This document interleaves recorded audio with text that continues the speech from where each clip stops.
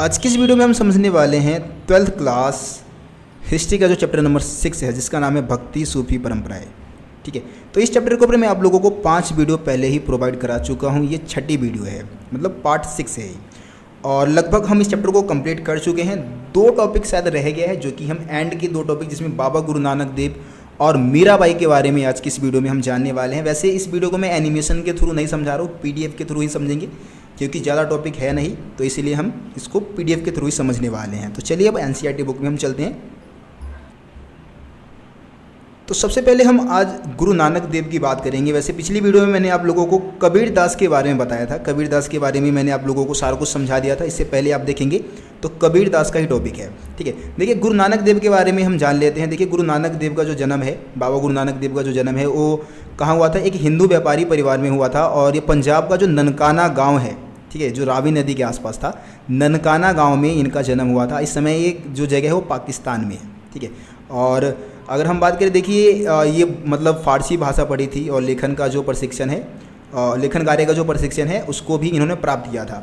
और इनकी जो शादी है वो काफ़ी कम उम्र में ही करा दी गई थी, क्योंकि पुराने समय में आपको पता है कि भाई बाल विवाह प्रचलित थी, कम उम्र में ही शादी करवा दी जाती थी। तो इनके साथ भी यही हुआ था और इन्होंने बहुत सारा समय, मतलब जो भक्ति संत है, जो सूफी संत है, उनके साथ बहुत ज़्यादा समय बिताया था और अलग अलग जगह की इन्होंने यात्रा की थी, मतलब बहुत सारी जगह की इन्होंने यात्रा की, घूमने गए। इसके अलावा देखिए इनकी अगर शिक्षा की बात करें तो बाबा गुरु नानक देव जी ने क्या किया? निर्गुण भक्ति का प्रचार किया। यानी कि उन्होंने बोला कि भाई ईश्वर का कोई रंग रूप आकार नहीं होता है, वो निराकार है। इसके अलावा धर्म के जितने भी बाहरी आडंबर है, उसका भी इन्होंने क्या किया था? खंडन किया। बाहरी आडंबर मतलब कि धर्म के अंदर जो कमियाँ होती है, जैसे कि हिंदू धर्म में क्या कमियाँ थी? यज्ञ है, धार्मिक अनुष्ठान किए जाते थे, है ना, मूर्ति पूजा किया जाता था, कठोर तप किया जाता था। ये सब क्या है? बाहरी आडंबर है, धर्म की कमियां है। इसी का इन्होंने क्या किया? खुलकर विरोध किया। इसके अलावा हिंदू और जो मुसलमानों का जो ग्रंथ है, जितने भी धार्मिक ग्रंथ है, उन सभी धार्मिक ग्रंथों को मानने से उन्होंने नकार दिया। उन सभी धार्मिक ग्रंथों को नहीं मानते थे। यानी इन्होंने बोला कि भाई परम पूर्व जो रब है ना, परम पूजनीय जो रब है, उसका कोई भी लिंग या आकार नहीं होता है, क्योंकि रब क्या है? निराकार है। ठीक है, ये आप समझ गए। इसके अलावा उन्होंने बोला कि भाई रब की उपासना का एक सरल तरीका उन्होंने बता दिया।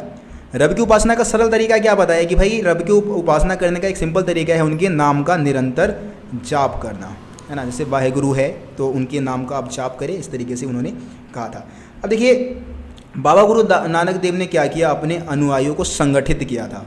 उनके जितने भी शिष्य थे उसको उन्होंने संगठित किया एक समुदाय के रूप में। ठीक है, और जितने भी नियम वगैरह थे उसको निर्धारित किया। अपने बाद उन्होंने क्या किया? अंगद देव को गुरु पद पर आसीन कर दिया। मतलब दूसरे जो गुरु हुए सिखों के, वो गुरु अंगद देव थे।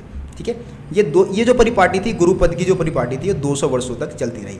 अब सवाल उठता है कि क्या गुरु नानक देव किसी नए धर्म की स्थापना करना चाहते थे? बहुत ही इंपॉर्टेंट लाइन है। क्या गुरु नानक देव किसी नए धर्म की स्थापना करना चाहते थे? तो सच्चाई क्या है कि भाई गुरु नानक देव किसी भी नए धर्म की स्थापना नहीं करना चाहते थे। लेकिन उनके मृत्यु के बाद क्या हुआ? उनके जो अनुयायी थे उन्होंने क्या किया? अपने आप को हिंदू और मुसलमान दोनों से अलग चिन्हित किया, अपने आप को अलग कर लिया और इस तरीके से सिख धर्म फिर बन जाएगा। ठीक है ना। गुरु नानक देव ने किसी नए धर्म की, गुरु नानक देव ने सिख धर्म की स्थापना नहीं की थी, बल्कि उन्होंने कुछ सिद्धांत दिए थे जो कि थोड़े से हिंदू धर्म से अलग थे। ठीक है, बाद में इनके जो शिष्य थे उन्होंने फिर अपने आप को हिंदू और मुसलमान दोनों से अलग करके सिख धर्म की स्थापना की थी। तो यहाँ पे देखिए बहुत सारे गुरु हैं सिखों के, उनके हम नाम की बात कर रहे थे। जैसे 5वें गुरु थे अंगद देव, गुरु अर्जन देव बोलेंगे। 5वें गुरु का नाम क्या था? अर्जन देव। गुरु अर्जन देव ने क्या किया? अपने से पहले जितने भी गुरु थे, जैसे कि गुरु नानक देव है, या फिर जो गुरु अंगद देव है ना, बाबा फरीद है, रविदास है, कबीर दास है, इन सबकी शिक्षाओं को क्या किया? आदि ग्रंथ साहिब में जोड़ दिया। जो आदि ग्रंथ साहिब है, सिखों का जो धार्मिक ग्रंथ है, उसकी हम बात कर रहे हैं। बाद में यही गुरु ग्रंथ साहिब के रूप में जाना जाएगा, है ना। तो आदि ग्रंथ साहिब में उसको क्या कर दिया? जोड़ दिया एक तरीके से, और इसको फिर गुरबानी कहा जाने लग गया। ठीक है, जो ये संकलित किया गया था आदि ग्रंथ साहिब में, अपने से पहले के जो अर्जन देव ने क्या किया था? जितने भी गुरुओं की शिक्षाओं को शामिल किया आदि ग्रंथ साहिब में, उसको क्या कहा जाता था? गुरबानी। ठीक है, अब हम यहाँ पे 10वें गुरु की बात कर लेते हैं। सबसे मेन थे गुरु गोविंद सिंह, है ना। इन्होंने क्या किया? अपने से पहले के सभी गुरुओं की शिक्षाओं को, जैसे कि 9वें गुरु थे तेग बहादुर जी, है ना, इन सभी की शिक्षाओं को किस में शामिल किया? आदि ग्रंथ साहिब में, है ना। और इसी आदि ग्रंथ साहिब में शामिल किया। इसी को फिर बाद में क्या कहा जाने लग गया? गुरु ग्रंथ साहिब कहा गया। ठीक है, जो कि सिखों का धार्मिक ग्रंथ है, गुरु ग्रंथ साहिब। और यहाँ पे गुरु गोविंद सिंह जी की एक और ख़ास बात यह है कि इन्होंने ही खालसा पंथ की नींव डाली थी और खालसा पंथ का मतलब क्या होता है? पवित्रों की सेना। ठीक है, खालसा पंथ की नींव डाली, एक सैन्य रूप से क्या किया, सिखों को मजबूत किया था इन्होंने। और 5 प्रतीक, जो सिख धर्म के जो लोग 5 प्रतीकों को मानते हैं, वो 5 प्रतीक किसने दिए हैं? इन्होंने ही दिए हैं। जैसे कि बिना कट्टे केस रखना है आपको, कृपान आई थिंक जो नीचे छोटा सा चाकू टाइप का होता है, ठीक है, चाकू बोल दे आप या आप कुछ भी बोल सकते हैं, तो उसको चाकू टाइप ही होता है वैसे, ठीक है, कृपान। कच्छ मतलब जो हाफ निक्कर टाइप का होता है उसको बोलते हैं। कंघा आपको पता ही है, कंघा जो ऊपर पगड़ी में शायद लगा के रखते हैं मेरे हिसाब से, जहाँ तक मेरे को पता है। इसके अलावा लोहे का कड़ा है ना, लोहे का कड़ा भी पहनते हैं। 5 प्रतीक है सिख जो गुरु गोविंद सिंह जी ने दिए थे, और इन्होंने ही सिखों को एक सामाजिक, धार्मिक और सैन्य बल के रूप में क्या किया, संगठित किया। ये हो गया। अब हम मीराबाई के बारे में बात करेंगे। देखिए, मीराबाई लगभग 15वीं से 16वीं सदी की हम बात कर रहे हैं, तो यहाँ इस समय की सबसे मतलब प्रसिद्ध कवित्री मानी जाती है। अपनी कविताएं, भजन जो इन्होंने गाया था उसके कारण ये काफ़ी ज़्यादा फेमस हुई थी। देखिए, मीराबाई की अगर हम बात करें कहाँ से थी, ये तो मारवाड़ है, राजस्थान में। मारवाड़ में एक ज़िला था मेड़ता, ठीक है, मेड़ता जिला की एक राजपूत राजकुमारी थी। राजपूत कुल में इसका जन्म हुआ था। कहाँ पे? मेड़ता ज़िले में। और मेड़ता जिला कहाँ है? मारवाड़ में, जो कि राजस्थान में है। ठीक है, ये जगह का नाम हो गया। इनकी जो शादी है वो इनके इच्छा के विरुद्ध, मतलब इनको मंजूरी नहीं थी, वो शादी नहीं करना चाहती थी, क्योंकि वो तहे दिल से श्री कृष्ण को चाहती थी, कृष्ण के भक्ति में लीन थी। ठीक है, ऐसा हम कह सकते हैं। लेकिन इनके मर्जी के खिलाफ सिसोदिया कुल में इनकी शादी करवा दी जाती है। इन्होंने क्या किया, मीराबाई ने जो पत्नी का धर्म है या फिर जो माँ का धर्म, मतलब माँ बनने से इनकार कर दिया, पत्नी का धर्म निभाने से मना कर दिया। तो दोस्तों, इस कारण क्या हुआ कि जो उनके ससुराल वाले थे उन्होंने क्या किया, इनको विष देकर मारने की कोशिश की थी। इस कारण उन्होंने क्या किया, घर का त्याग कर दिया, घर से भाग निकली और एक घुमक्कर गायिका बन गई, है ना।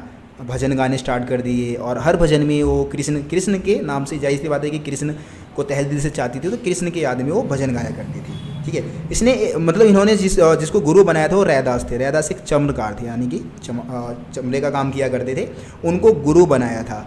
और इन्होंने जो भजन गाए तो वो काफ़ी ज़्यादा, जो मतलब खास करके जो गुजरात और राजस्थान में जो गरीब लोग हैं या फिर नीच जाति के लोग हैं, उनमें काफ़ी ज़्यादा फेमस हुआ था, क्योंकि जातिगत भेदभाव का विरोध किया करती थी। ठीक है, ये चीज़ आप मीराबाई के बारे में बता देंगे। आगे एक छोटा सा टॉपिक है कि भाई धार्मिक परंपराओं के इतिहास का पुनर्निर्माण। इसमें हम बता सकते हैं कि जो इस समय काल में हम धार्मिक इतिहास की बात कर रहे हैं, उसके बारे में जानकारी हमें कैसे मिलता है। किसी भी धर्म के बारे में आप कैसे जान सकते हैं, तो बहुत सारे स्रोत होते हैं, जैसे कि मूर्तिकला, है ना। आप धर्मों के बारे में मूर्तियों से जान सकते हैं। स्थापत्य कला में क्या आ जाता है, भवनों का निर्माण करने की कला कैसी थी, भवन वगैरह जो बनाए गए थे, या फिर हम मतलब यहाँ पे स्थापत्य में मंदिरों की ही बात कर लेंगे, मंदिर भी स्थापत्य कला में ही आ जाते हैं। तो ये सारी चीज़ें ये हो जाता है। इसके अलावा धर्मगुरुओं ने जो भी कहानियाँ वगैरह लिखी, है ना, या स्त्री पुरुष ने जो काव्य रचनाएँ की, तो उससे भी हम धर्म के बारे में जान सकते हैं, धार्मिक इतिहास की रचना कर सकते हैं। मूर्ति कला की बात पहले ही हो चुकी है। तो ये ऐसे स्रोत है जिससे कि हम इसके अलावा आप इमारतें बता सकते हैं, कुछ धार्मिक इमारतें हैं, ठीक है, उन सब चीज़ों से हम क्या कर सकते हैं, जो आपका धार्मिक इतिहास है उसकी रचना कर सकते हैं, धर्म के बारे में हम जानकारी जुटा सकते हैं। सो ये चैप्टर में बस ये सारी चीज़ें थी। आप लोगों को मैंने पूरा चैप्टर कंप्लीट करा दिया है। ठीक है, ज़्यादा कुछ और है नहीं इस चैप्टर में। तो आज की इस वीडियो में हमने गुरु नानक देव के बारे में और मीराबाई के बारे में समझ लिया। बाकी इससे पहले के जितने भी टॉपिक है, सारे टॉपिक आप लोगों को मैं समझा चुका हूँ। ऐसा एक भी टॉपिक नहीं है जो कि छूट गया हो। ठीक है, इंपॉर्टेंट क्वेश्चन की वीडियो भी आपको प्रोवाइड करा दूंगा बहुत ही जल्द। बाकी जो अगला चैप्टर है विजयनगर साम्राज्य, उसके ऊपर मैं बहुत जल्द वीडियो लेकर आने वाला हूँ एनिमेशन के थ्रू ही। तो मिलते हैं फिर आप लोगों से अगली वीडियो में। तब तक के लिए जय हिंद, जय भारत।